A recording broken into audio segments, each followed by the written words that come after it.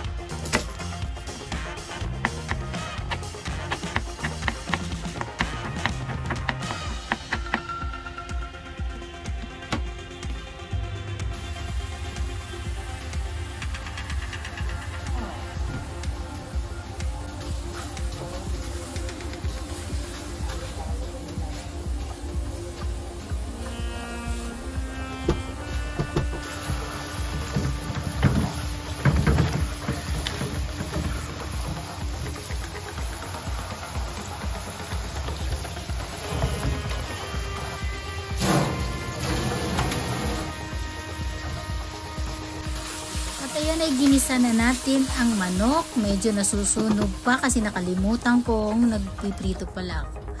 Ayan, nilagyan ko na rin ng tubig at pakukuluan natin. Habang nagpapakulo tayo ng ating niluluto ay nilinis ko muna ang aking kalan kasi napakaraming mantika. Ayan, yan ang ginamit ko pang patanggal ng mantika dyan sa aking kalan. At syempre rin naman, hindi lang pangkalan yung pamunas na yan. Yan ang wet na tissue with alcohol. May alcohol yan siya. Sinali ko na rin yung aking rep na minsan ko lang din naman yan siya napupunasan kasi sa sobra kong busy sa trabaho. Tamad na maglinis pagdating sa bahay. At ayan ay napunasan. Pinakita ko pa sa inyo ang pagpunas. Pagpasensyahan nyo na. Ayan, at habang hinihintay kong kumulo ang aking niluluto, ay yun, kumulo na rin ang ating nilulutong nilagang manok. Kahit natin nalagyan ng ating pampalasa, kahit ano na lang dyan, ng pampalasa, basta may lasa, diba? Okay na yun, nilaga na rin ang tawag ng plot. At ayan naman, syempre, masarap naman yun kahit pasimple na yan eh. Pang probinsyana style na halo portion, Philippine style. Pag wala kang ibang ulam, maglaga ng manok. Pilipino.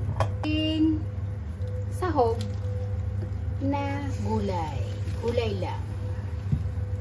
Wala na akong ibang ilalagay kundi gulay. Matagal sa rep na gulay. Hindi na pagluto. Hindi na luto-luto. Yan. Takpan lang natin.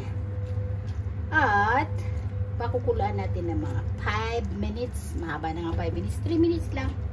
Para naman malasahan natin yung gulay na crunchy. Check natin kung kumulo na. Ay hindi pa rin. Ayan. Gutom na ang lola mo. Kumulo ka na.